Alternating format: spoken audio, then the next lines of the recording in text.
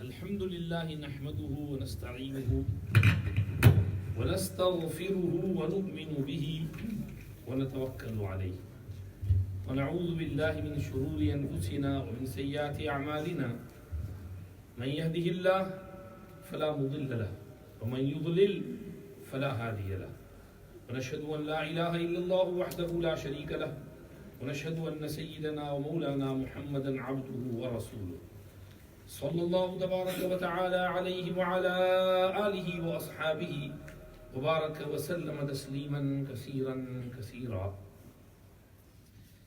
أما بعد، عن عبد الله بن عمرو بن العاص رضي الله تعالى عنه قال قال رسول الله صلى الله عليه وسلم: الراحمون يرحمهم الرحمن تبارك وتعالى ارحموا من في الأرض يرحمهم من في السماء وفي رواية ارحموا ترحموا.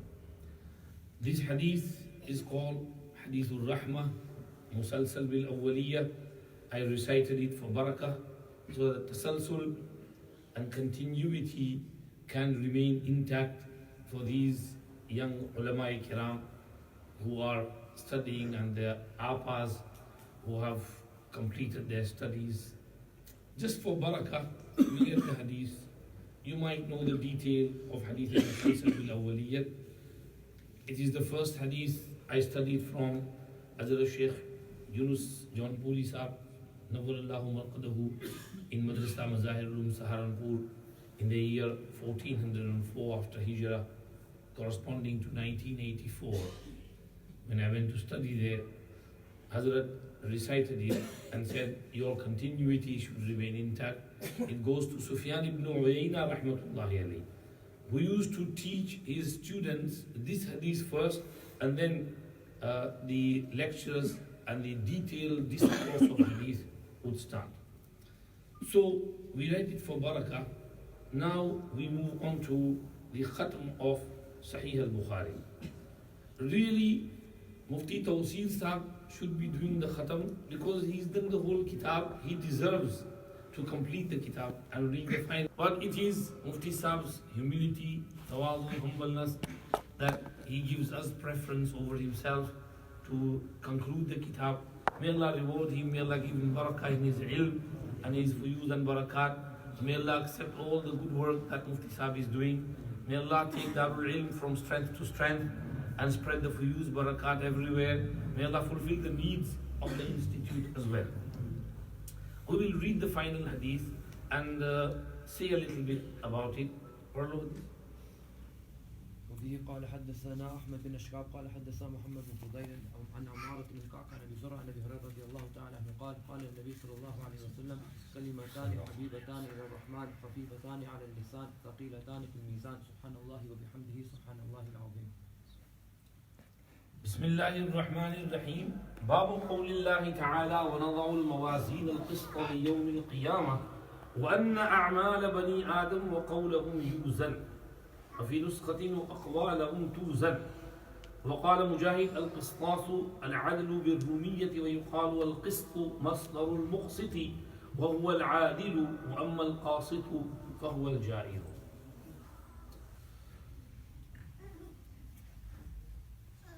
Bukhari Sharif is completed over here. Bukhari Sharif is a book of Hadith Sharif. And Hadith Sharif is the name of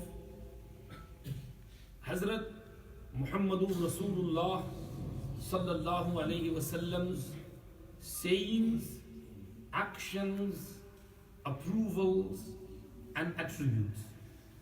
Anything that is connected to, related to the Prophet sallallahu alayhi wasallam is called Hadith Sharif. Whatever he said, like innamal a'malu bin niyyat, like kalimatani habibatani ila rahman. Whatever he did, like he performed ruku' like this, sujood like this, he stood like this, he walked like this. And whatever he approved, if Sahabi was to say, we did this in the presence of the Prophet sallallahu alaihi wasallam, and he approved it, that is also hadith. He did not object on it, that is also hadith.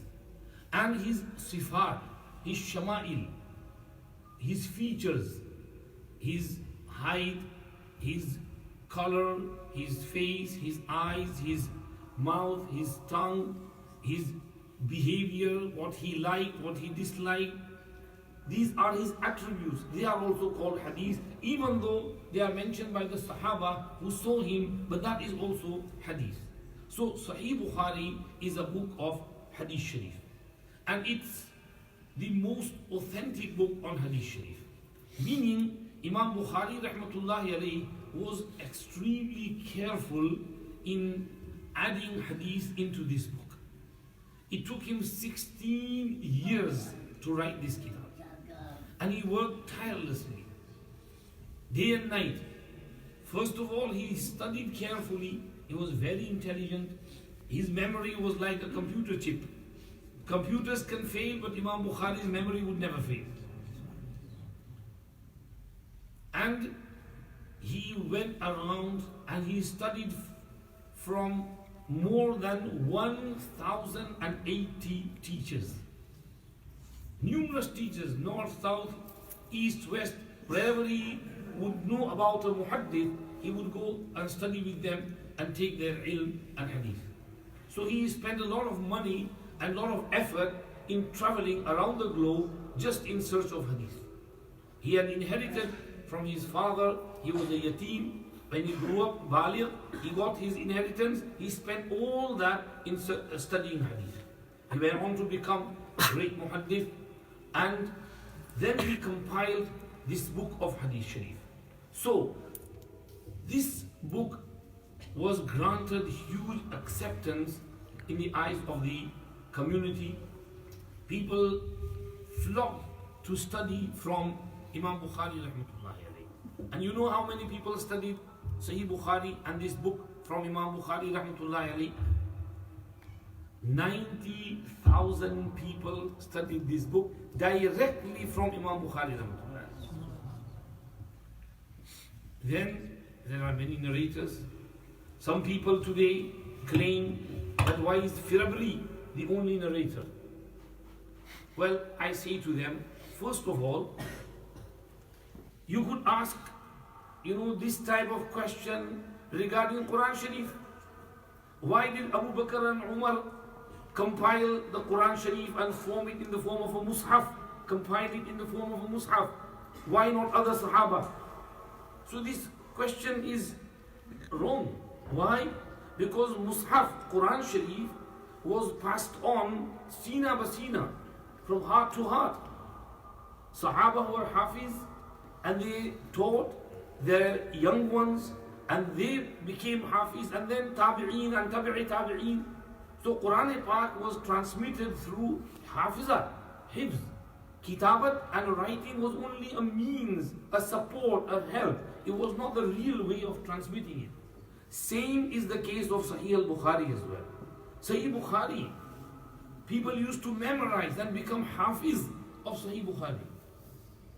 Even today, we get people whose memory is very sharp and they memorize the whole Sahih Bukhari. In Manchester, we have a friend, our respected brother Salim Sallu. His son, very young, became hafiz of Quran, and then he started becoming hafiz of Sahih Bukhari.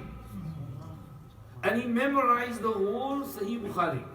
And when he completed it, he came to Darul Ilm and read the last few ahadith, the last few chapters in the presence of our Hazrat Maulana Yusuf Mutala Sahib Damat Barakatum.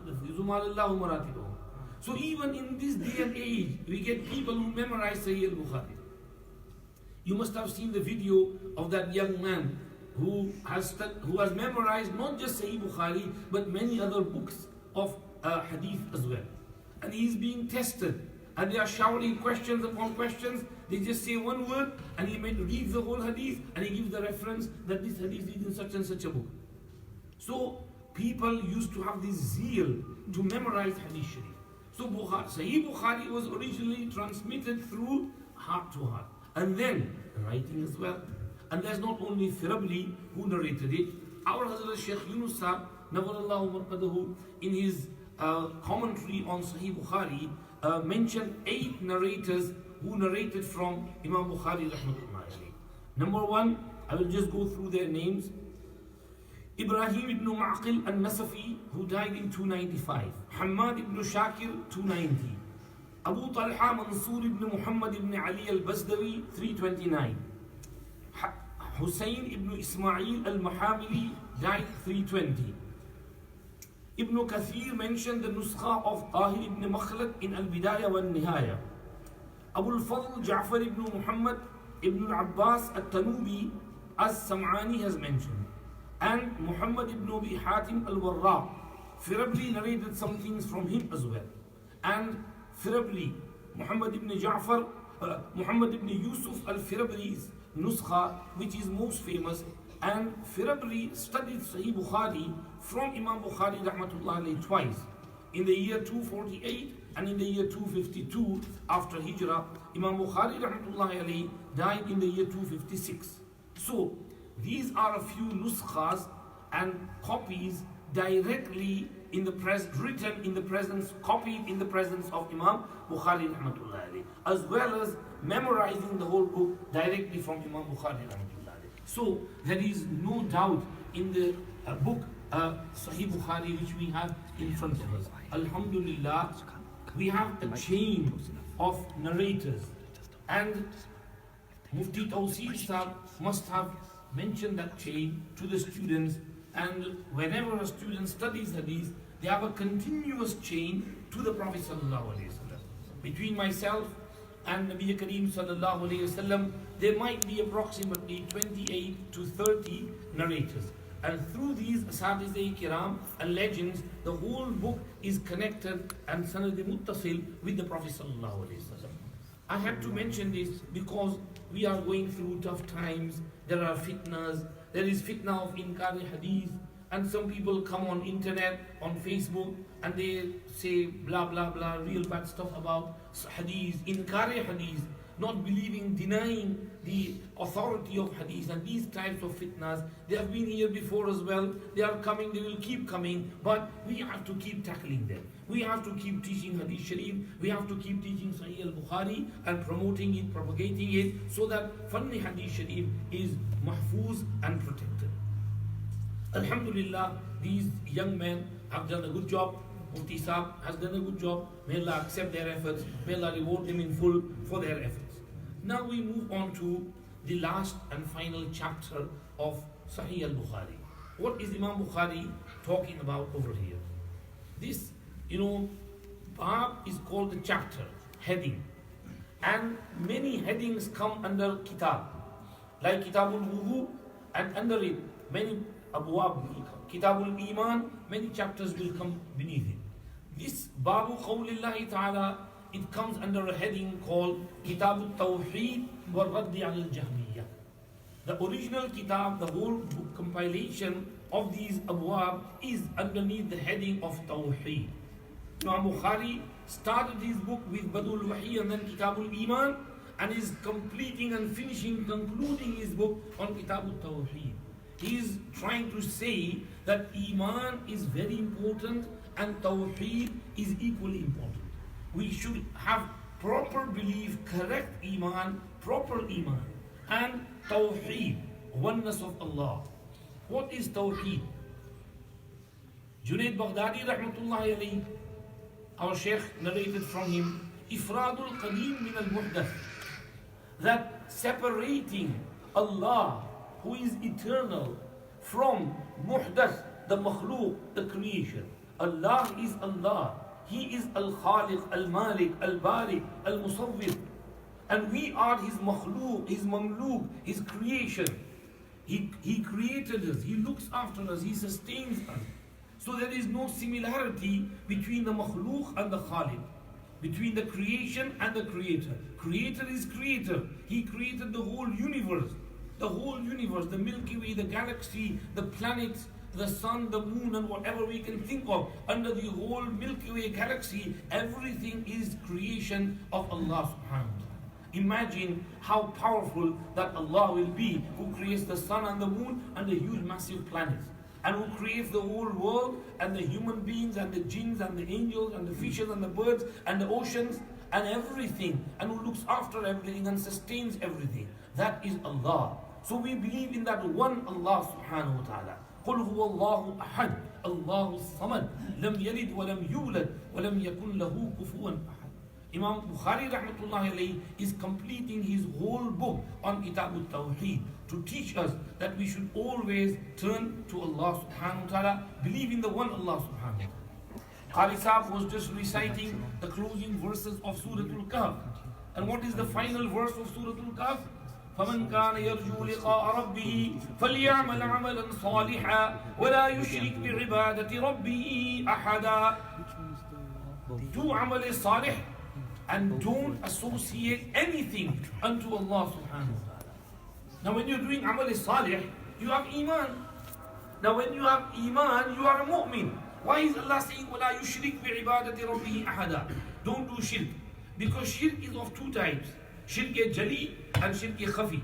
Shirk-e-jali is open shirk, apparent shirk, visible shirk, where a person, slumps and falls down on his knees and in prostration in front of an idol, in front of a statue, in front of anything besides Allah subhanahu wa ta'ala to worship.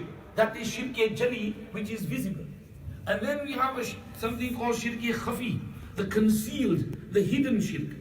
And that is riya, ostentation, showing off, doing something good in order to show someone else.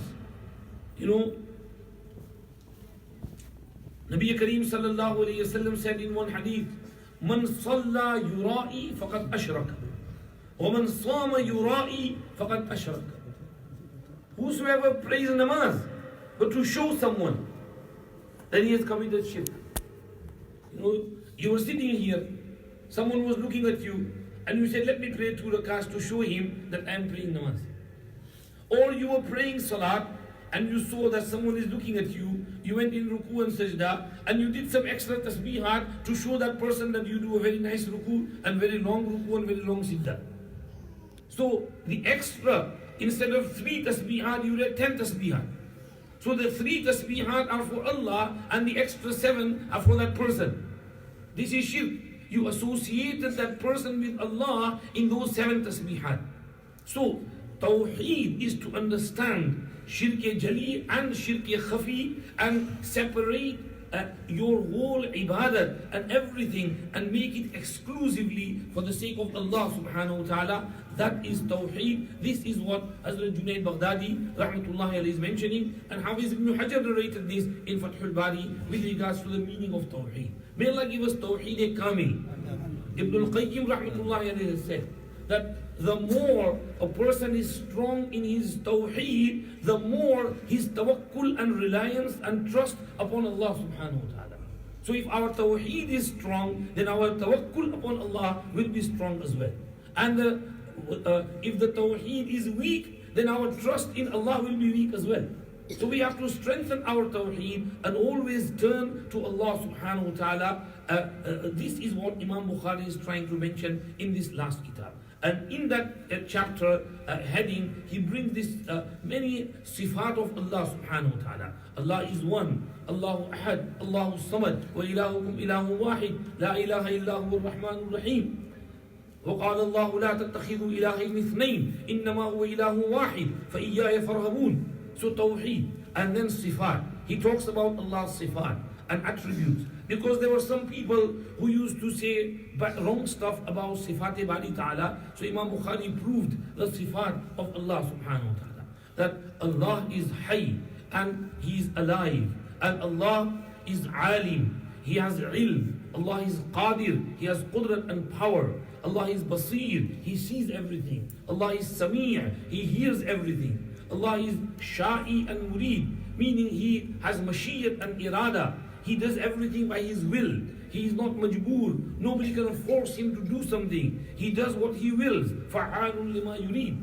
And Allah is Mutakallim. Allah speaks in a manner which befits Allah subhanahu wa ta'ala. So these are some headings which Imam Bukhari brought in Kitab al-Tawheed. And towards the end, Imam Bukhari was talking about Quran. Quran is the word of Allah.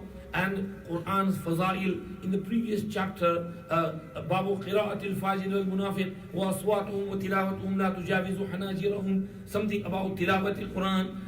difference between the tilawat and matlu. Matlu is Allah's kalam, what is recited, and the tali is the person who is reciting. Little bit Imam Bukhari explained it there. And now, finally, he's bringing this chapter. Babu qawlillahi ta'ala, وَنَضَعُ الْمَوَازِينَ الْقِسْطَ لِيَوْمِ الْقِيَامَةِ. These are words of Allah subhanahu wa ta'ala.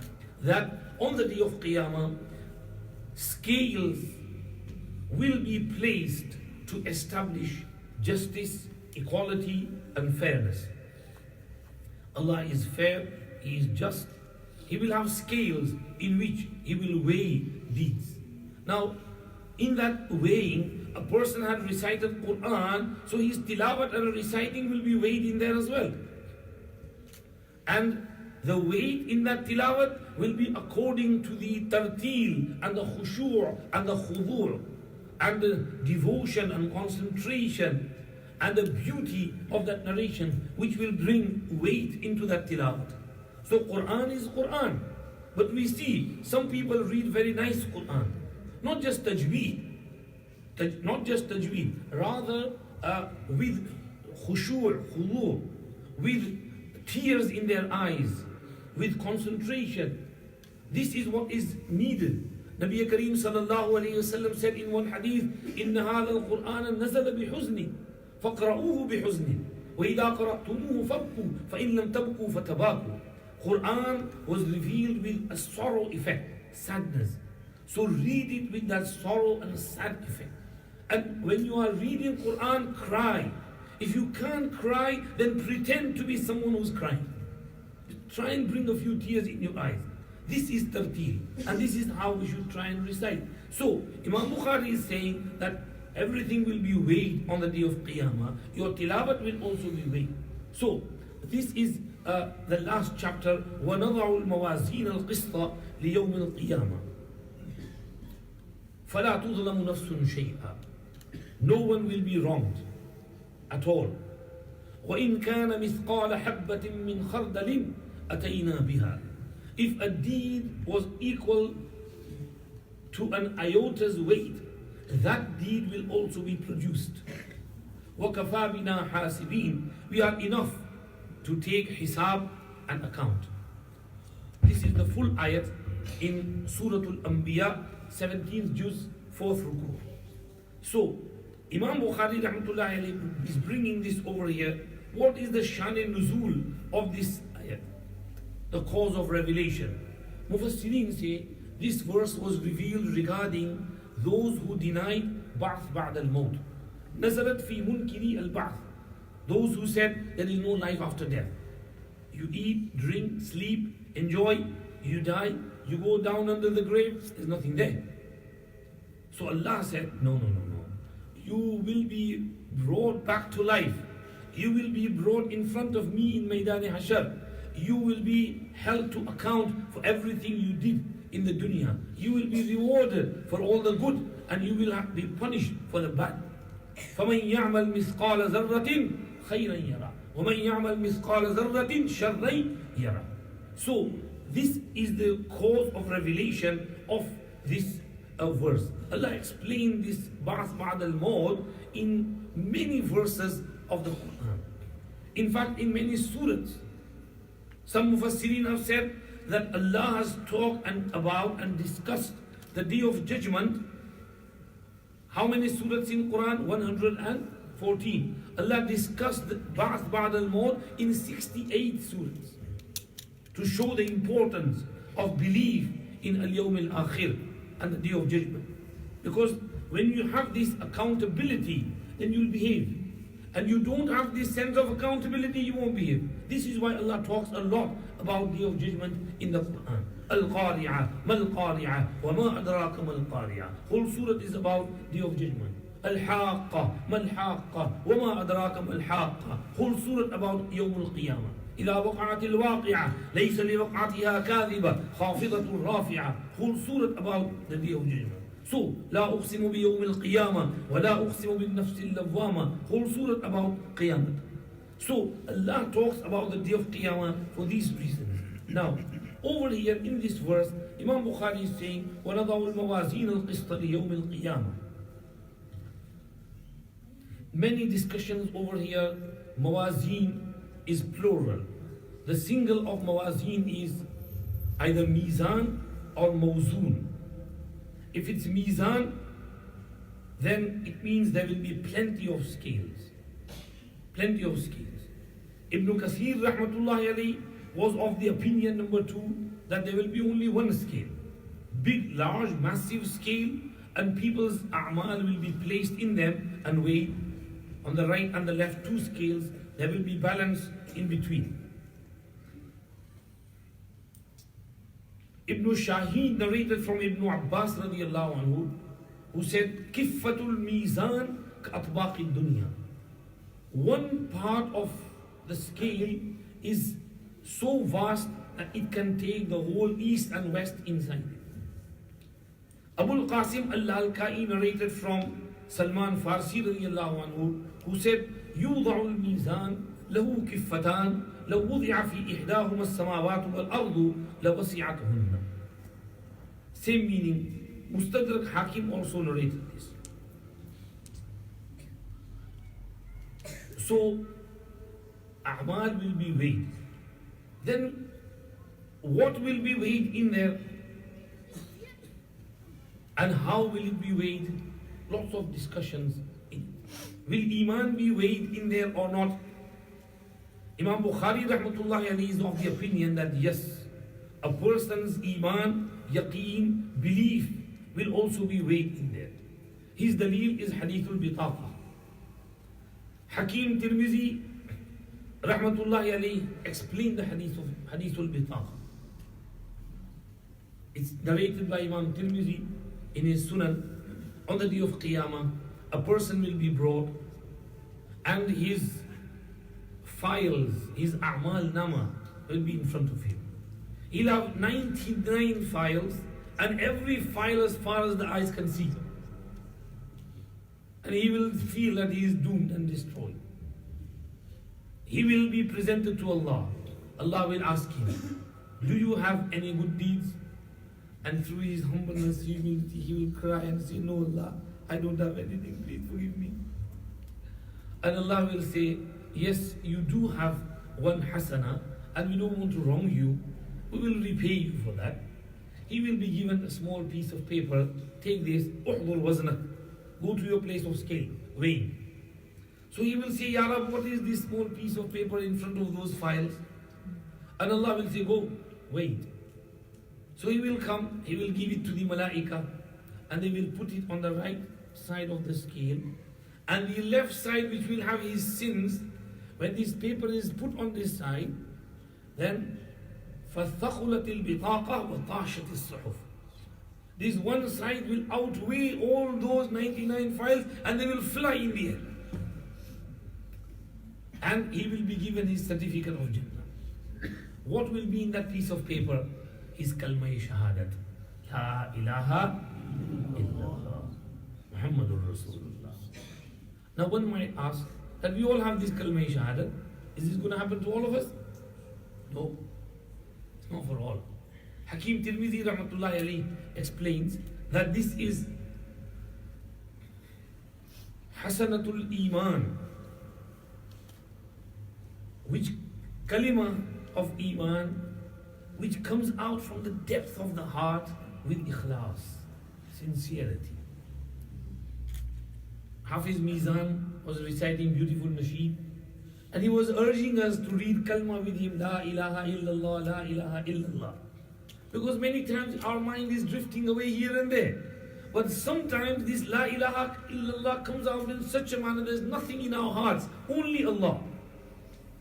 This is the kalima which comes out from the bottom of the heart with utmost ikhlas and sincerity, which is needed. So maybe sometime in his life, this person had said this kalima, which Allah loved it, and Allah saved it for him. And Allah subhanahu wa ta'ala gave him at the time of his dire need, take this and you will be saved. And Allah is Allah. Allah can forgive whatever He wants, whoever He wants. Number 2, Imam Bukhari rahmatullah was of the opinion that this is the kalima which comes out with ikhlas at the time of death. When a person is dying, we are told to remind him of the kalima. You know, sometimes people are, oi, kalma padni. That's not the right way. You shouldn't order someone to read kalma because he's in a great difficulty. He might say, no, I'm not going to read it. So that would be bad. Even if someone said, I'm not going to read it, there's no harm because he's in a difficulty. His mind is not there. He's like in the state of majnoon, junoon. So his actions are not held to account.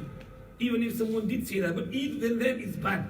So we shouldn't order someone to read kalma. We should just sit by his side and faintly, silently read La ilaha illallah, La ilaha illallah, La ilaha illallah, La ilaha illallah, La ilaha illallah. He's hearing it and he feels like reading as well. And he reads with us. And then once he's read it, that's it. We have to stop there.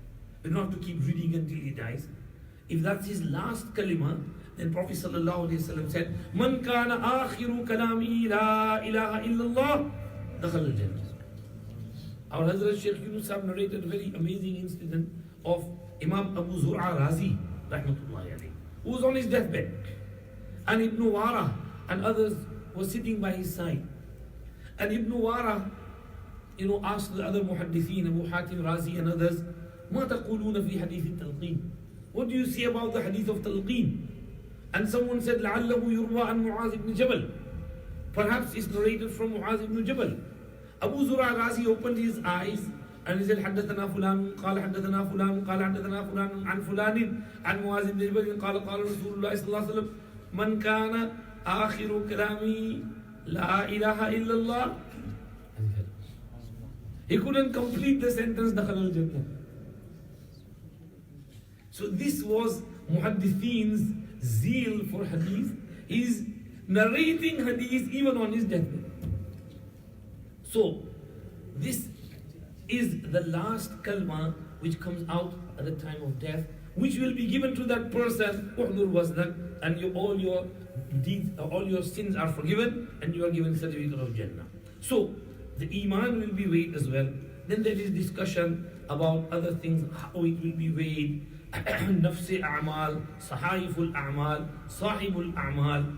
Many other discussions over here. We don't have time to go into that. We'll just move on. وَأَنَّ أَعْمَالَ بَنِي آدَمَ وَقَوْلِ وَنَضَعُ الْمَوَازِينَ الْقِسْطَ, meaning موازين لأجل القسط يوم القيامة. وَأَنَّ أَعْمَالَ بَنِي آدَمَ وَأَقْوَالَهُمْ تُوزَنْ. أعمال and aqwal will all be weighed. Whatever you said, every word you uttered, good or bad, will be weighed. Because we have angels on our right and left. They're noting things down. And all the files will be broken. And everything will be weighed. Make sure you control your tongue. Ladies, please avoid ghibat. Don't gossip. Don't backbite about people. And gents as well. Remember Imam Bukhari, he never used to backbite. He said, since I have known that ghibat is haram, I've never backbited anyone throughout my whole life. Control tongues. Whatever you say will be written down and reproduced. So, aqwal will be weighed as well. Mujahid said, Al-Qistasu al-Adlu bil-Rumiyya. And Al-Qistu is called Masdarul Muqsid wa huwa al-Adil wa amma al-Qasid fa huwa al-Ja'ir. And then Imam Bukhari rahmatullahi alayhi concluded the hadith. Before going on to reading the hadith, I will read the hadith finally later on. But I want to say a little bit about our Muftiyan Kiram, who are, mashallah, completing their iftar. That, mashallah, you have done your iftar course. May Allah subhanahu wa ta'ala reward you for your efforts. You have to remember there is great virtue for studying fiqh. Why did the Prophet sallallahu alaihi wasallam say, فَقِيهٌ وَاحِدٌ أَشَدُّ عَلَى الشَّيْطَانِ مِنْ أَلْفِ عَابِدٍ? One faqih is more burdensome upon shaitan than 1,000 worshippers. It is easy for shaitan to mislead 1,000 worshippers, and it is hard for him to mislead one faqih. Faqih means a person who has basirat and insight into the deen, who knows his deen inside out. Nabi Kareem sallallahu alayhi wa sallam said, الناس معادن كمعادن الجاهلية. الناس معادن خيارهم في الجاهلية كمعادن الذهب والفضة خيارهم في الجاهلية خيارهم في الإسلام إذا فقهوا. Those who were the elite and best in the Jahiliyyah time will be the best in Islam as well, provided إذا فقهوا, they have fiqh, understanding of deen. And Prophet ﷺ said, نعم الرجل الفقيه في الدين إن احتيج إليه نفع وإن استغني عنه أغنى نفسه. A faqih is a very excellent person. If he is needed, he benefits. If people don't need him, he keeps himself to himself. So fuqaha, fiqh is important. Of course, these young men and young ladies have studied Sahih al-Bukhari, but that's not the end of your studies. You should try and move forward and study fiqh and ifta as well. Because tafaqquh fi deenillah is important. It is one step above. We have Quran, we have Hadith, and we have fiqh. What is fiqh? Fiqh is the fruit of Quran and Hadith. It's not everybody's piece of cake to delve into Quran and Hadith and derive masail from there. It needs some intelligence, some brains to understand, to have the whole collection of Quran, Hadith before you, and Ijma'i Sahaba, Aqwal Salaf, and then deduce masail from there. This deduction, this istinbat and deriving is a special feature, and it is only being gifted to special people, and they are the mujtahideen. A'immah, Imam Abu Hanifa, Imam Shafi'i, Imam Malik, Imam Ahmad ibn Hanbal, their rank is higher than Imam Bukhari rahmatullah. Imam Bukhari was born in the year 194 and died in the year 256. Whereas Imam Abu Hanifa rahmatullah was born in the year 80 after Hijrah and died in the year 150 after Hijrah. That's nearly 50 years before Imam Bukhari was even born. So Imam Abu Hanifa rahmatullah his rank is greater, because he did what was the need of that time of deriving an istinbat and ijtihad of masail from Quran and Hadith. And Imam Malik followed him, Imam Shafi'i followed him, Imam Ahmad ibn Hanbal followed him, and they established their fiqh. And they didn't say follow me, they just derived masail, laid down foundation and principles, and those who followed them took those principles and they deduced masail from Quran and Hadith based on those principles. This is called ijtihad and istinbat. And these muftiyan kiram have done just that. They have worked tirelessly for one whole year, studied under Mufti Tawseer Sahib, and mashallah they have gained basirat. And even now, you don't stop, you continue with your studies. Unfortunately, in this day and age, what's happening is, we have lost this desire to read. Whereas we should be, as they say, bookworms. Kitabon ka kira. We should have this love for books. We should always be, going around books and reading here and there and increasing our knowledge. This is the meaning of learning from cradle to grave. There is no limit to studies.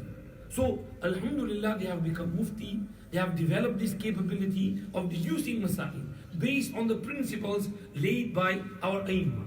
And remember, all of us over here are from the Asian subcontinent. And our akabir, our mashayikh, have been following the fiqh Hanafi. So we have to stick to that fiqh Hanafi and deduce masail according to that. When you have a tricky mas'ala, who are you going to go to? A mufti. So if you live in this area and the mufti is Hanafi, you have to be a Hanafi as well, because that's where you're going to get your mas'ala from. He will work it out for you. You go with a tricky mas'ala of, let's say, inheritance, miras, or tricky mas'ala of zakat, and you find it in Bukhari, you can't find it. In fact, in Bukhari Sharif, there is no hadith for zakat on gold. There is only hadith for zakat on silver.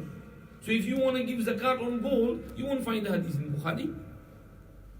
So you'll have to go to Mufti Sahib, who has all the collection of ahadith in front of him, the principles, and then he will take masail out and he will tell you that how you have to give zakat in this mas'ala. It is farz on you or is it not farz on you? How much do you have to give?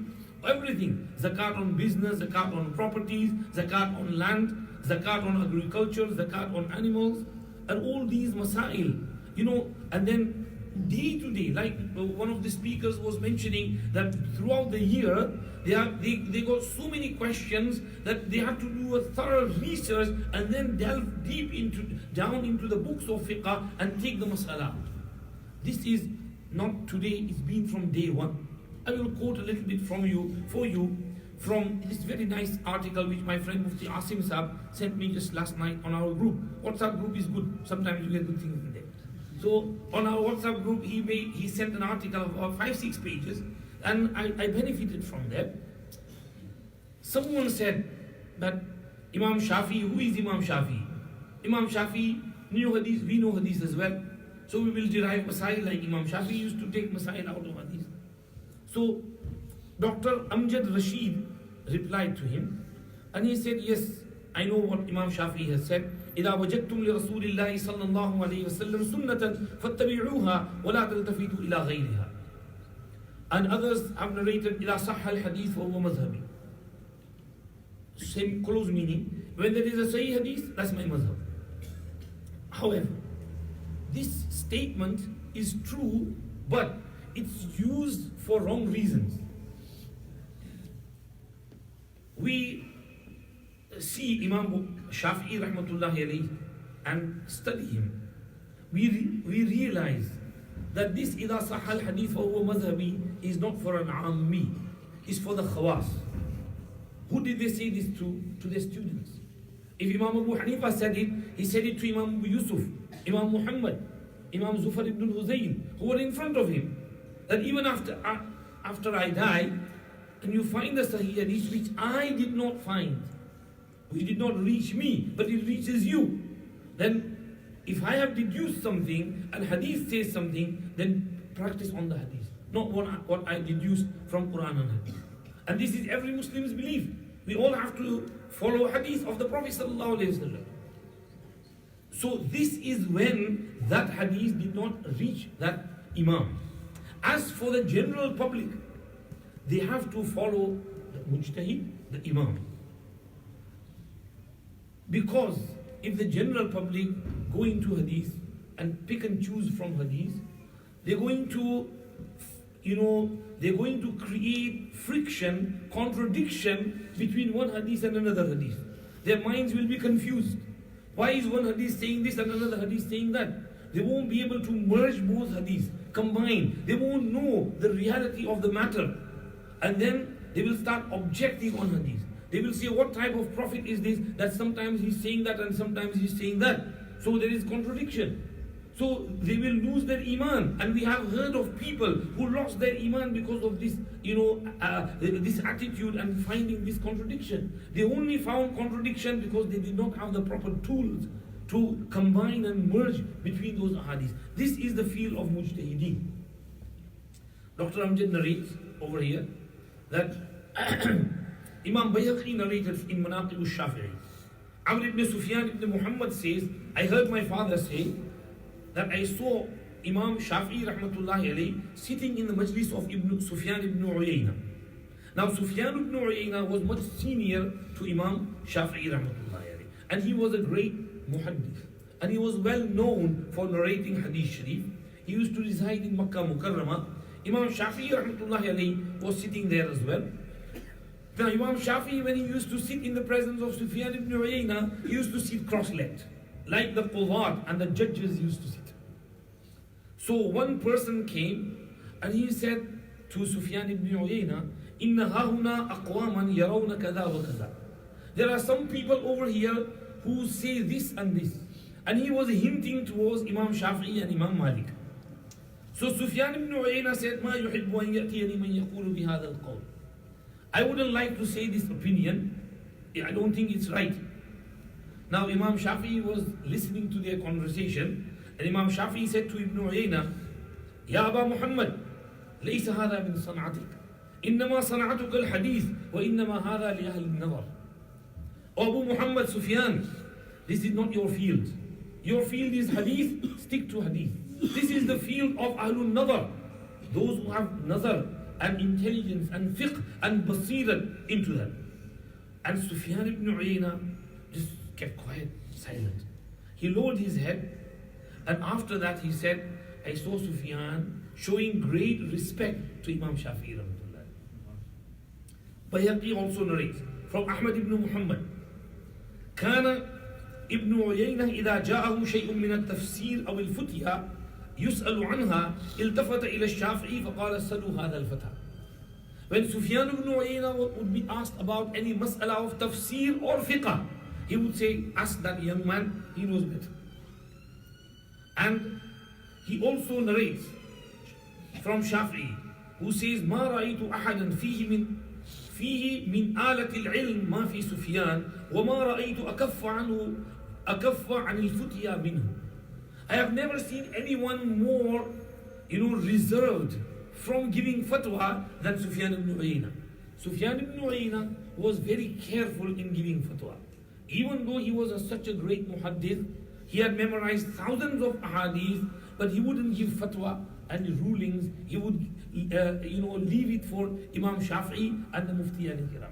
And that's not only for Imam Shafi'i. Hazrat Sheikh Zakaria Nawalullah Marqadahu was narrated in Muqaddamah of Awjazul Masalik. Same case with A'mash and Imam Abu Hanifa. A'mash was born in 60. Imam Abu Hanifa was born in 80. And A'mash is the ustad in hadith for Imam Abu Hanifa, rahmatullahi alayhi. His field was field of hadith. And Imam Abu Hanifa's field was field of fiqh. So once Imam Abu Hanifa was sitting in the majlis of his ustad, someone came with some tricky questions. And A'mash looked at those questions and he said, ask that young man. So Imam Abu Hanifa looked at those questions and he immediately gave the answers.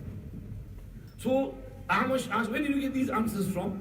And Imam Sahib replied, from those same hadiths which you taught me. From this hadith comes this mas'ala, from this hadith comes this mas'ala. And Sulaiman A'mash remarked that famous statement, Ya ma'ashar al-fuqaha, antum al-atibba, wa nahnu al-sayadila. O fuqaha, you are the doctors and we are the pharmacists. We stock the medicine, but you know how to use that medicine in which place. So masail are for the fuqaha and the muftiyan kiram. Many other quotes are narrated over here. I will just finish this topic by one quote. Imam Ahmad ibn Hanbal rahmatullahi alayhi went for Hajj to Makkah Mukarramah. One of his friends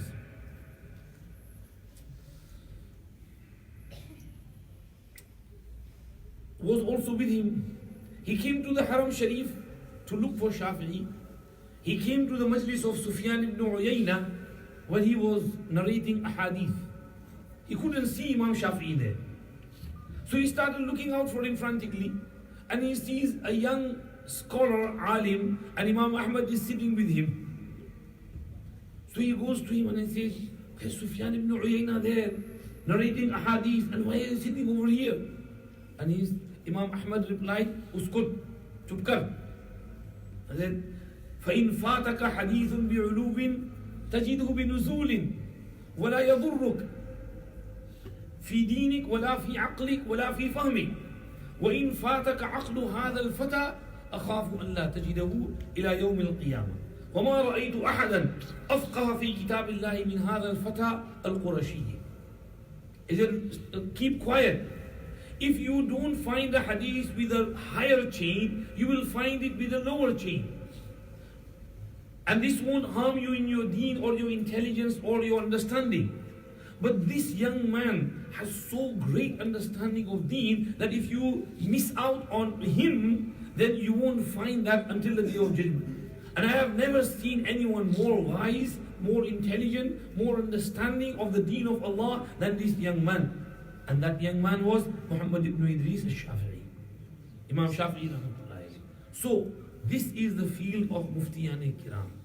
You come to them for questions and they will answer your queries. I was reading this book about Sheikh Atiyah Muhammad Salim, and he mentions many things in there. if you take one tricky fatwa to these people who claim to know hadith, their minds will be boggled. They don't know what to do. They don't know what to say. And they will start using their conjecture, zan, and qiyas, analyzing here and there. So this is the field of Muftiyan Kiram.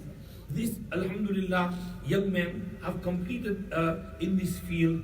May Allah subhanahu wa ta'ala reward them for their efforts and benefit the community through them.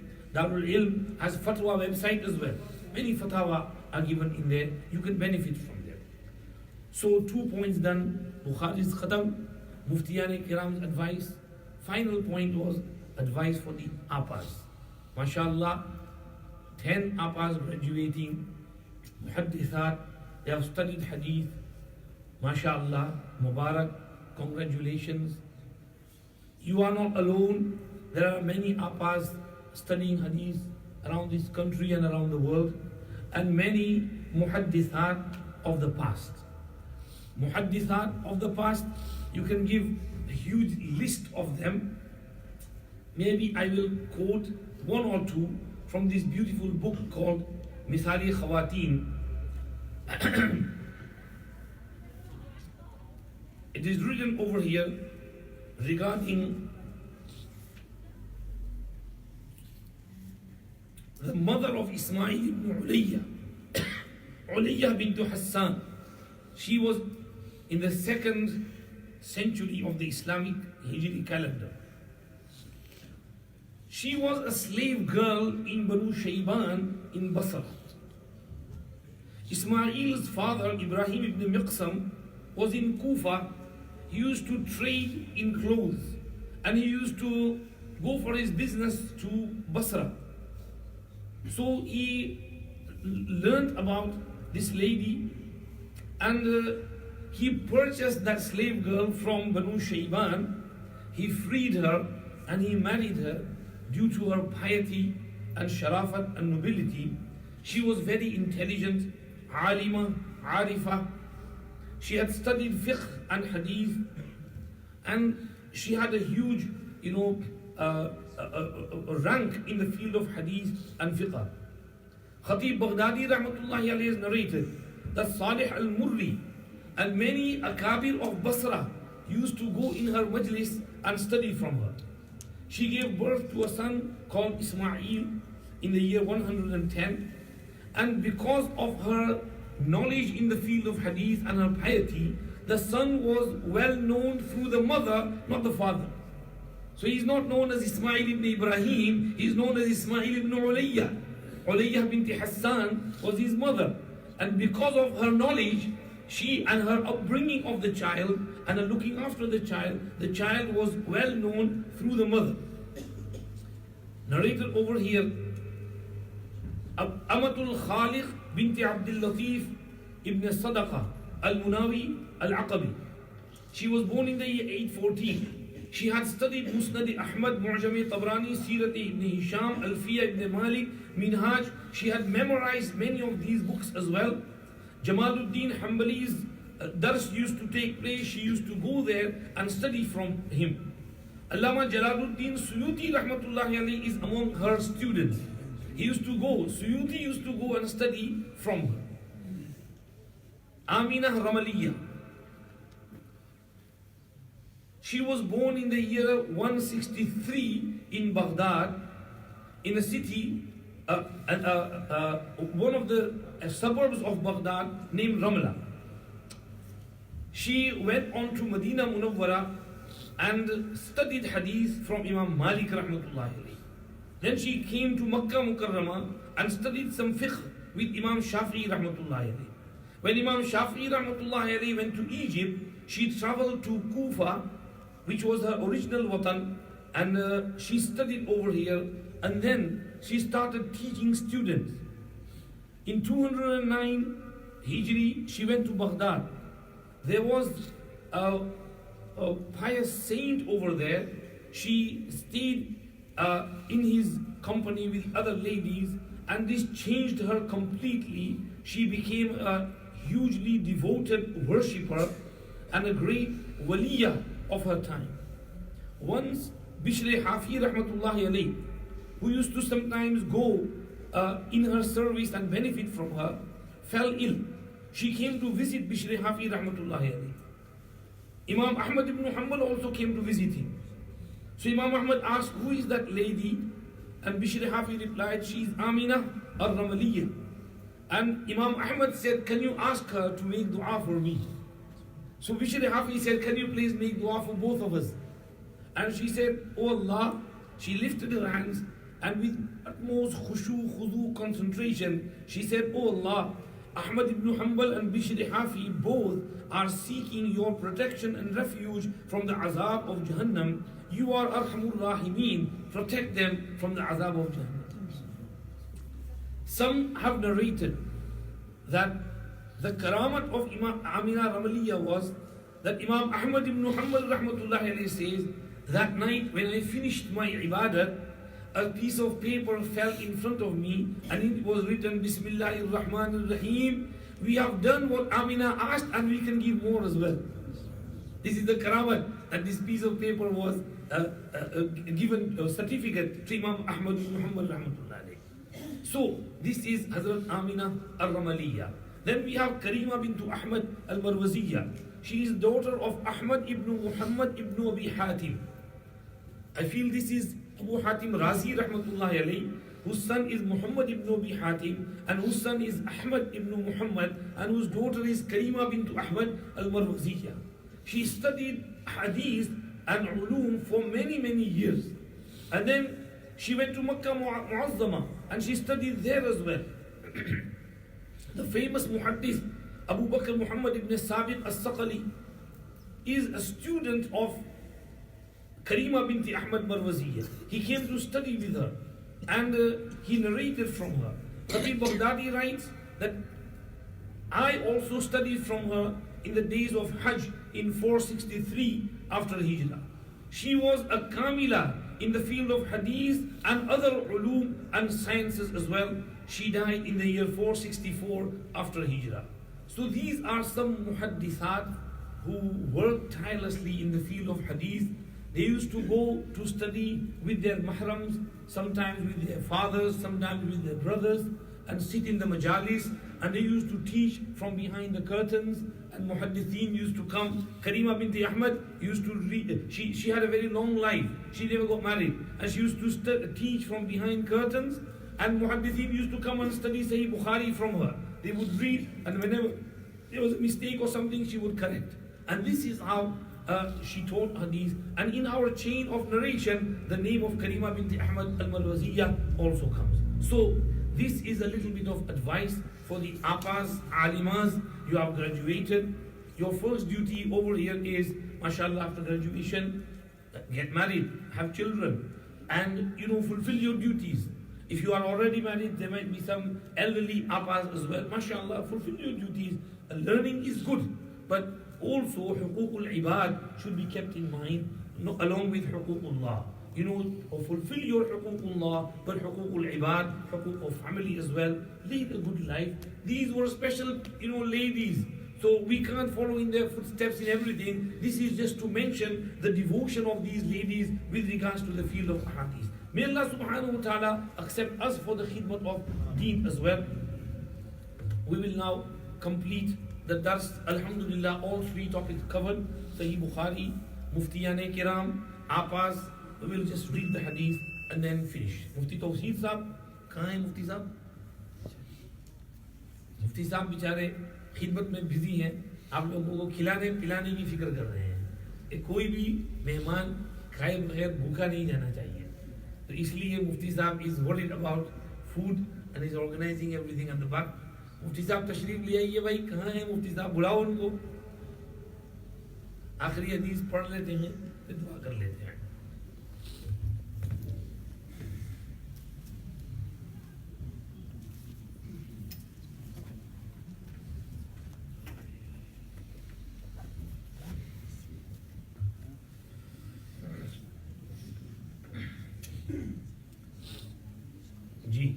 بس while he comes, we'll talk about the hadith. عن أبي هريرة رضي الله عنه قال قال النبي صلى الله عليه وسلم كلمتان حبيبتان إلى الرحمن خفيفتان على اللسان आगे आ जाइए मुफ्ती साहब, सकीलतान fill Meezaan, pray with me, सुब्हानल्लाहि व बिहम्दिही सुब्हानल्लाहिल अज़ीम, सुब्हानल्लाहि व बिहम्दिही सुब्हानल्लाहिल अज़ीम। इधर आ जाइए, इधर आ जाओ ऊपर आ जाओ, सुब्हानल्लाहि व बिहम्दिही, इधर ऊपर, इधर सुब्हानल्लाहिल अज़ीम, सुब्हानल्लाहि व बिहम्दिही सुब्हानल्लाहिल अज़ीम। Two sentences extremely beloved to the most merciful, compassionate Allah subhanahu wa ta'ala, very light on the tongue, very heavy in the scales. Subhanallah wa bihamdihi, subhanallah al-azim. Habibatani lir-Rahman, Allah is extremely loving.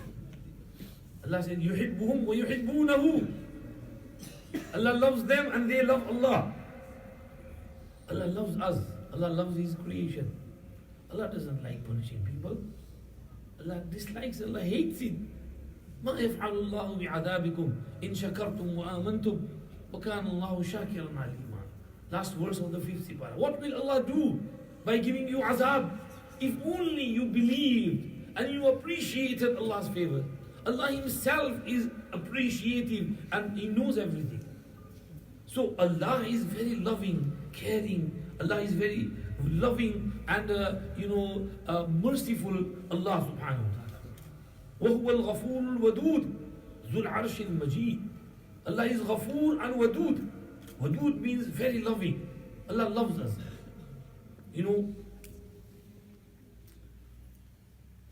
We read this hadith somewhere. This prophet, Allah subhanahu wa ta'ala, for some reason told him, make some utensils of clay. So he made some pots and pans, and he loved them. And then Allah said, now break them. Then, I made them with my hands, how could I break them? And Allah subhanahu wa ta'ala said, well, then this whole creation is my creation. I made them. I love them. I hate to break them. I don't like punishing them. Allah doesn't like punishing people. Habibatan. Allah is Habib. Allah loves. And Allah only has to punish because there's no other way. What else can Allah do? This lady, Nabi Kareem sallallahu alayhi wa sallam himself saw this lady frantically searching for her child.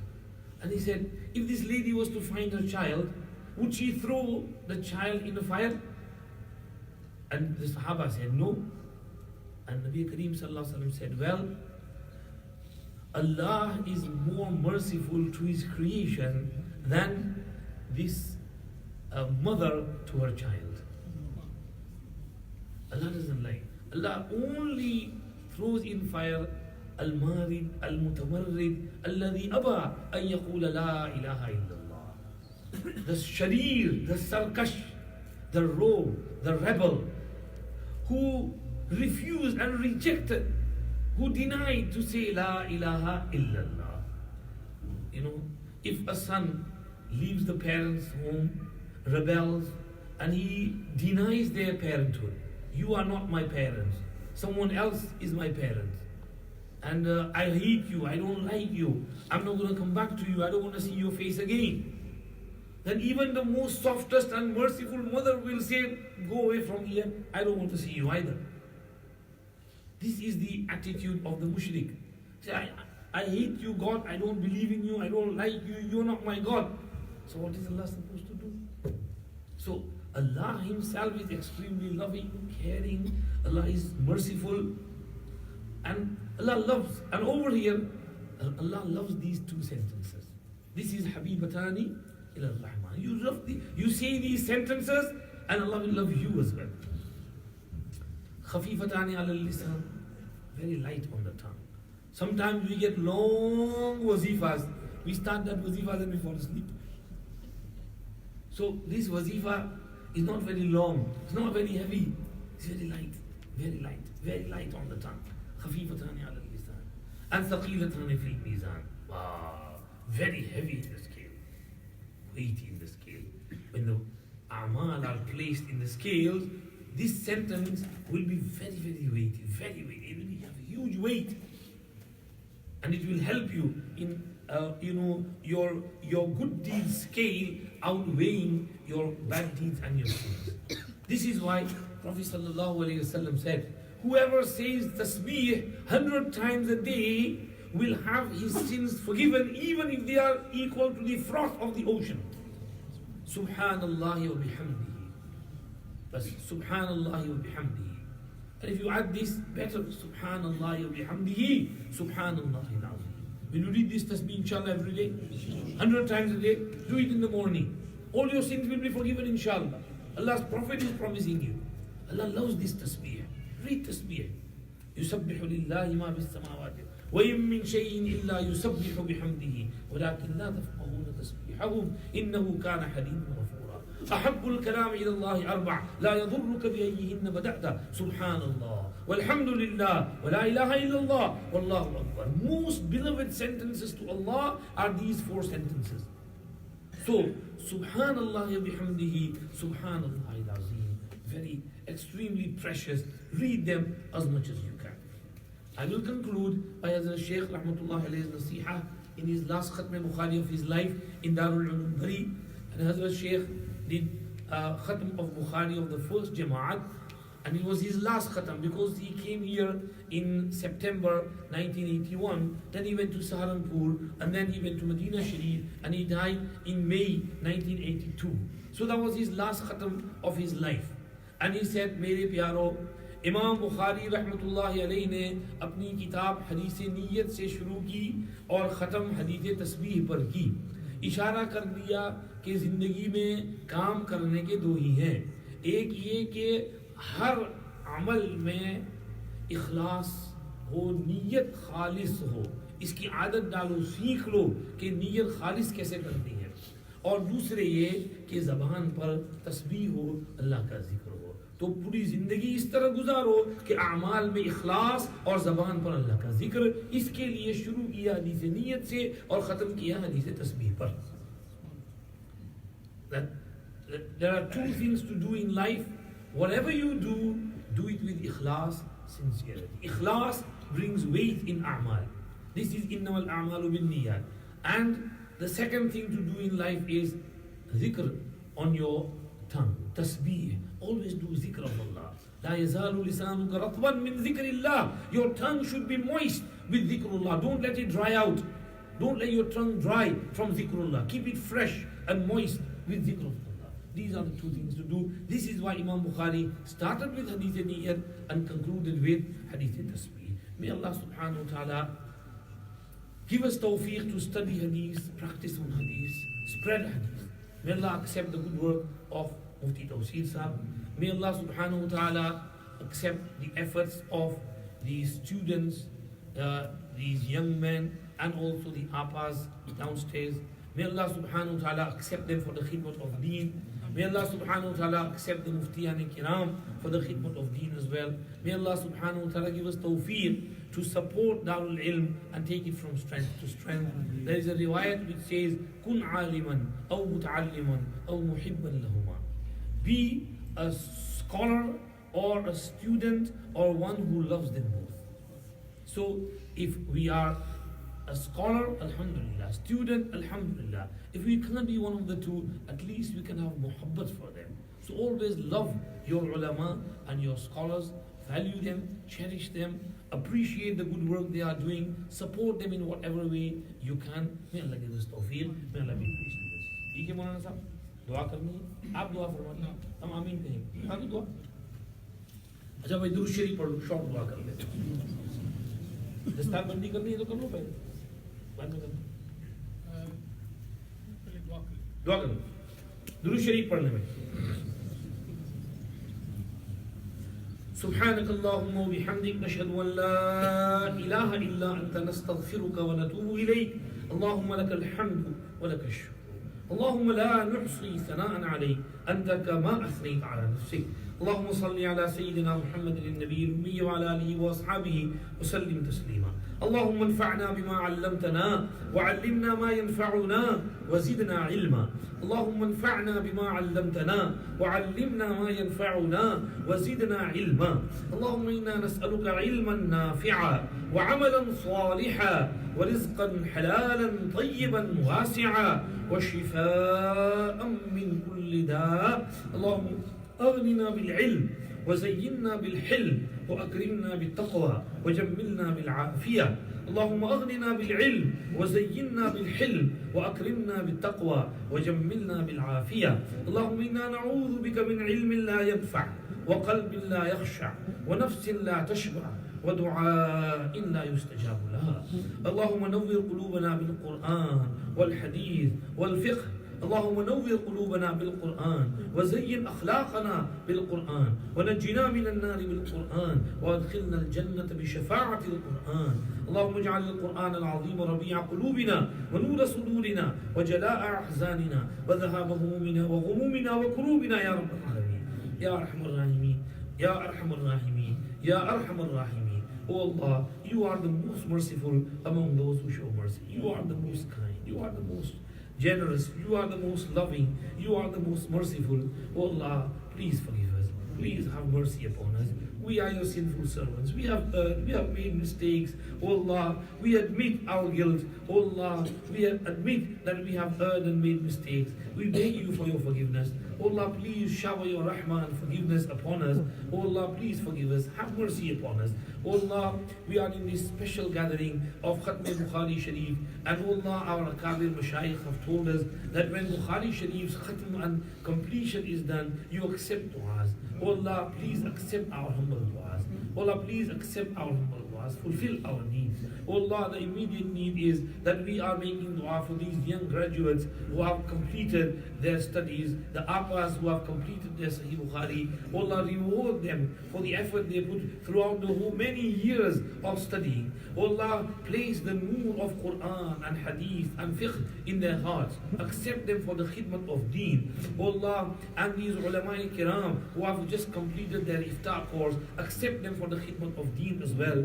Oh Allah, and Mufti Sahib and the Asatiza who teach over here, accept them as well. Fulfill their needs. For Allah, accept their efforts. Reward them in full. Oh Allah, take this institute Darul Ilm from strength to strength. And oh Allah, shower your rahmah and mercy and sakina over their hearts and accept their khidmat, accept this jalsa, accept this gathering. Those who helped in making this jalsa successful, reward them all. The khidmat guzars who are doing the khidmat, those who are preparing the food and taking care of us, Allah, reward them in full. Allah, reward all those who have participated in this congregation. Fulfill all their needs. Allah, you know our needs better than us, and you have the ability to fulfill our needs. Fulfill our needs. Accept our humble du'as. Allah, have mercy upon the whole ummah. Forgive the whole ummah. Allah, forgive the whole ummah. Allah, forgive the whole ummah. Have mercy upon the whole ummah. Allah, accept the khidmat of the ulama and sulaha and mashayikh, whichever khidmat they are doing, wherever they are doing.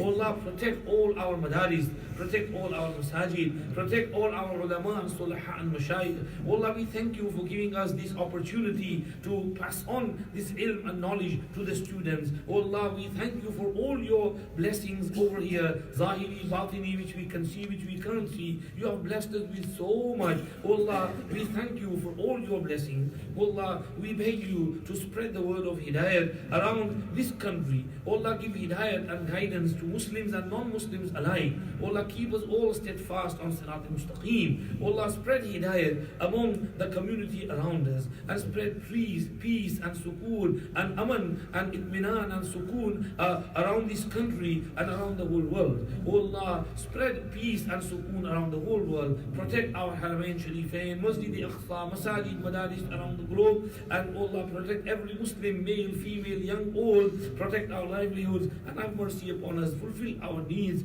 Allah, you know our needs better than us. Allah, keep us steadfast on Sirat al-Mustaqim. Allah, keep us steadfast on Kalma Iman when our last moments come and the time to come to you arrives. Allah, give us death with Kalma La ilaha illallah Muhammadur Rasulullah on our lips. Oh Allah, call us to you in such a manner that you are happy with us, we are happy with you. You love to meet us, we love to meet you. Oh Allah, make our death easy for us, make our lives after death easy for us, make our lives in the grave and qabr easy for us. Oh Allah, make the standing before you in Maidan Hashar easy for us.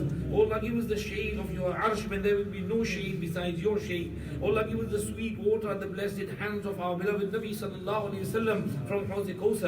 Oh Allah, and oh Allah, when our time comes for weighing in the scales, oh Allah, allow our good deeds to outweigh our bad deeds. Oh Allah, make our hisab and reckoning easy for us. Oh Allah, give us our certificates of entry into Jannah in our right hands.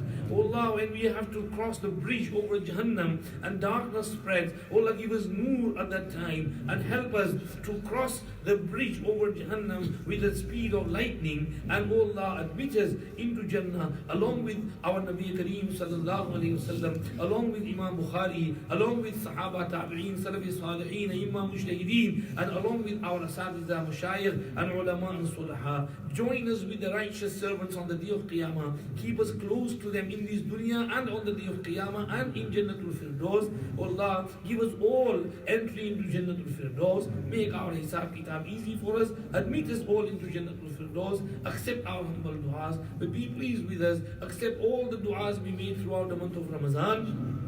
Allah, and give us all those good things which your beloved Nabi sallallahu alayhi wasallam asked from you. Protect us from all those evils, trials, tribulations, problems, fitnas from which he sallallahu alayhi wasallam sought your protection. ربنا تقبل منا إنك أنت السميع العليم وتب علينا يا مولانا إنك أنت التواب الرحيم وصل اللهم وسلم على سيدنا محمد وآله وصحبه أجمعين سبحان ربك رب العزة عما يصفون وسلام على المرسلين والحمد لله رب العالمين برحمتك يا أرحم الراحمين.